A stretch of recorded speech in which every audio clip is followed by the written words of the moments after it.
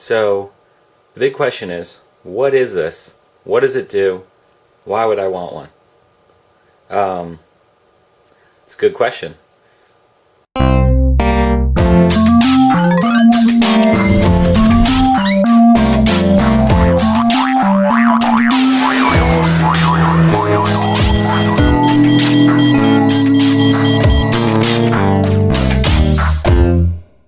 This week's how-to, we're going to learn more about our favorite little microcontroller, the Arduino. It comes in a variety of flavors. You have, nanos, and you have Boarduinos, and you have, oh, I know I have more. There we go. We have a ZB1 with built-in XB support, and then, don't forget, another Dewey Millanova. You have these awesome shields, like a wave shield, and an export shield, and proto shields, and lots of other cool stuff. And don't forget, if you want to learn more about this, you have things like Getting Started with Arduino. That's a really cool book. You can get everything you need in the Arduino starter kits. That's another cool kit. But basically what it boils down to is it's an open source microcontroller. You can make your own. You can get the schematics online, or you can buy all different varieties of Arduinos. They're really cool and they're really popular. So hopefully this will teach you a little more about it and get you to start prototyping and making really cool stuff. So let's get started.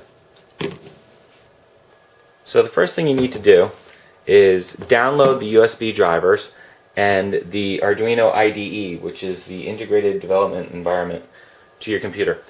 They're really easy to install. I'll add a link in the post. You can get everything from arduino.cc, and it's a really simple procedure, and it's all free. The next thing we're going to do, once you get that software installed and downloaded and everything's working good, is we're going to take our Arduino, and the Arduino has digital pins right here, and analog pins here, power source here, and we're going to plug in an LED into pin 13. Why do we use pin 13? Because pin 13 has a built-in resistor. And to power an LED, you need a resistor, or you're going to blow it out, or you could even damage the Arduino. And pin 13 has a built-in resistor.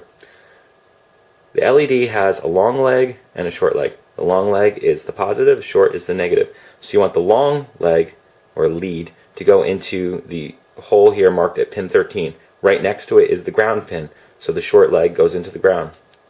Plug that in like that, and you're done. That was easy, right?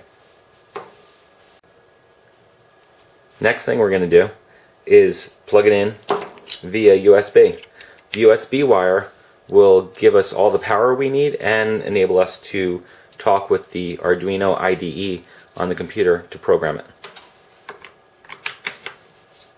So it's plugged in. Okay, so the next thing you need to do is download and install the USB drivers, and then download the Arduino IDE. You can get both of them from the Arduino website. It's arduino.cc. They come in Mac, Windows, and Linux, and it's a really easy install. Just download them, install them. It pretty much takes care of everything for itself. We have the board plugged in. We have the LED plugged in. We're all good to go. So let's go ahead and start with our first sketch. And we're going to cheat a little bit for this one.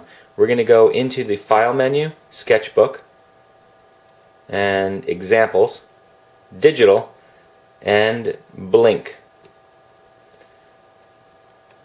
And what that does is it loads up one of the pre-installed or ready-made applications that blinks an LED. How convenient is that? Alright, so let's quickly go over what's going on here. The first line of code that we need to be concerned about is right here, and it says INT, which stands for integer, LED PIN, LED pin, equal 13. So anytime we see the term LED PIN in the application or in the program, we're going to substitute it with 13. Why 13? Because 13 is the number pin that we plug the LED into. Okay, the next part of the application is right here. It's the void setup. Again, to learn more about this, go to the Arduino. I'm just showing you a basic run through on how easy it is to program this. The void setup is the little part of the program that does what it says. It sets up things.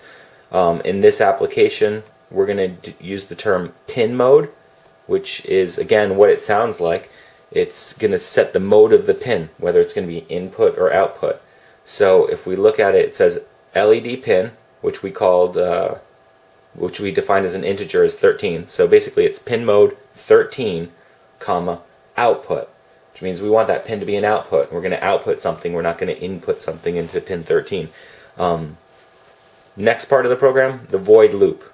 The void loop in the Arduino IDE is the part of the program that just runs over and over and over. It never stops unless you put in a stop. So basically, it's going to look at the first section or the first line of code in the void loop and go, sequentially all the way through till it gets to the last line, and then it goes back to the beginning again. So you have to keep that in mind. This is not going to run through one time. It's just going to go over and over and over. So the first line of the void loop in this sketch is digital write, because we're using a digital pin and we just want to tell the pin to turn on. In the Arduino IDE, you can think of the term high as on. So it says digital write LED pin, which we know is 13, high or on. Next line of code, really self-explanatory, delay 1000. The timing for the Arduino is in milliseconds. 1000 milliseconds is a second. I hope I got that right. I think it's milliseconds. So that delays the program for 1 second. Next line of code, digital write LED pin 13, low. Think of the low as off. So it's going to tell pin 13 to turn off.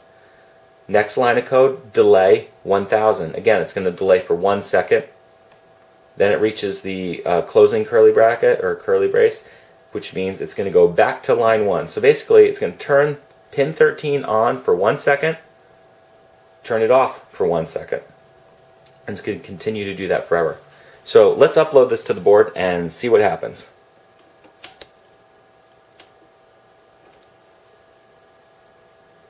Okay, before we upload to the board, you want to go into the tools, and you want to go to board, and you want to make sure the right type of board is selected.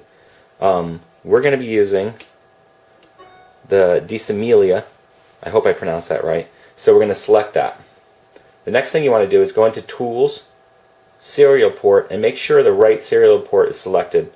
I'm on an Intel Mac, and the right port for me is the DEV/TTY USB serial. It could be different on yours, but generally this is the way to go. Then all you have to do is click on this button right here. It says upload to I/O board. Okay, so we uploaded to the board, and you can see the LED is now blinking on for a second, off for a second. Just want to show you, I'm going to upload that one more time. I want to show you the little LEDs start blinking. Hopefully you can see this. Transmit and receive are blinking like crazy. That just means that there's something going on. The board's talking to the computer. Once they stop blinking, the board instantly goes into running the void loop, which is the blink on for 1 second, blink off for a second.